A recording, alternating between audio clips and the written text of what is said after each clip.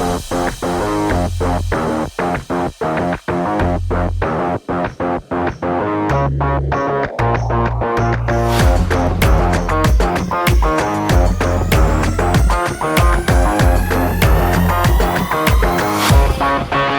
one to the net, off the leg side of the net. Oh, Roan Clarke diving across to keep that puck out. What a save, Hunter. Stick handles and a stop by Clarke. He got the blocker on that one, too.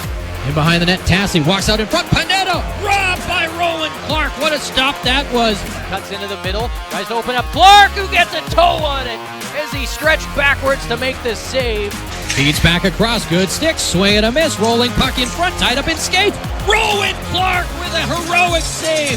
Sidesteps a check, Marciano in front, Clarke, a great save, coming across to Rob.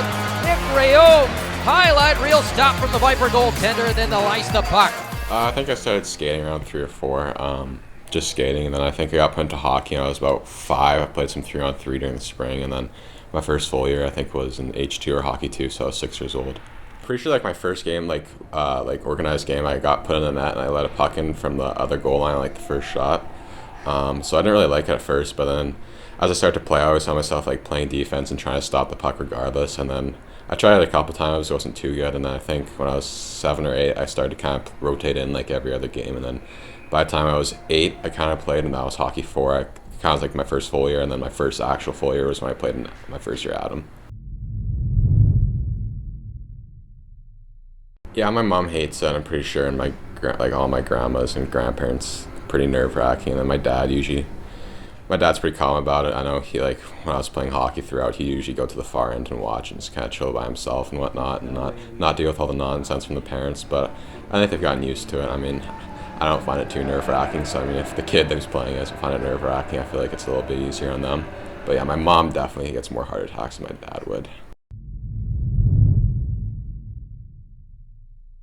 So yeah, that was probably my second year midget at Delta, which is my last year at Delta there. I talked to a couple teams throughout the year there, and then my coaches knew both my coaches had pretty good relationships with Jay, and then COVID hit there, and then kind of quieted down for a little bit, and then at the end of the summer towards then, Jay gave me a call and whatnot and asked me if I wanted to come up, and between the other offers out on the table, it was kind of a no-brainer at that point. So yeah.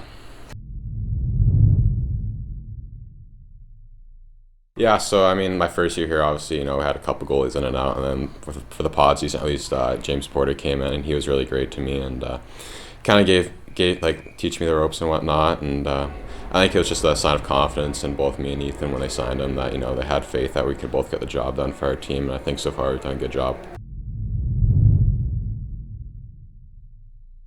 I mean, can't really ask much for more, the coaches give me a really great opportunity here at the start of the season to, kind of prove myself and take that starting job. And, it's all you can really ask for as a goalie, to be given an opportunity. And, I'm still pretty young for this league and whatnot. So to have that kind of workload, is a real blessing, I think, and can't really take it for granted. And, every goalie wants to play as much as possible. So, I've kind of learned how to deal with my body and whatnot throughout the years. But, I think it hasn't been as bad on my body and whatnot. But, I think I've prepared myself pretty well to take advantage of what was given to me there. I mean, I love my time at Delta there. I went in as grade 8, so 13 years old, and then left. My last year was when I was 16 years old. So I was there for 4 years, every year. Met great people. My coaches were all awesome. I still stay in touch with a lot of them. And I skate back there in the summertime a lot, and just taught me a lot on and off the ice. They had a really good program there and whatnot, and you can see the alumni there, goes on and on. There's a bunch of guys in our league that have played there. A lot of my teammates I'd played with the last few years are in this league and even on my team. And I think it's one of the most premier programs in Western Canada for good reason. Just trying to focus on what's in front of me right now. Let's finish off the season and going to playoffs and making a deep run. I think that stuff, will take care of itself in the off season and whatnot. But my main focus right now is just winning games and going to the playoffs. Time now for Rapid Fire with Roan Clarke and Off the Top Roan. Why number 31? It was I think it was the water ball I grabbed. I really had no choice with that one. I mean, I like it though. It's not a bad number. Nice. Stack the pads or flash the glove? Stack the pads. Favorite pregame meal? My billet mom makes me a real good chicken, rice, and vegetable mix. It's always reliable, same thing every time, and yeah, I like it. Which teammate can never score on you in practice? Jacqueline. Poor Jack. Favorite NHL goalie and why?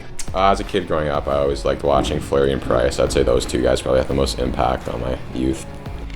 What kind of music do you listen to get ready for a big game? Just kind of depends. One day it could be country, another day it could be like old rock music, or 50 Cent, Pitbull, rap. I don't know. Depends.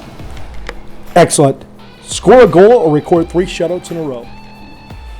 I feel like scoring a goal, it just, doesn't happen very often. So I'd go with the odd goal probably. Best place to eat in Cloverdale? There's a good pizza place called Clover Ridge. It's about it. There's not a lot going on there. But yeah, it's a good pizza spot. Favorite BCHL team to play against? I like playing against Penticton. And you are? Roan Clarke, number 31 for the Vernon Vipers.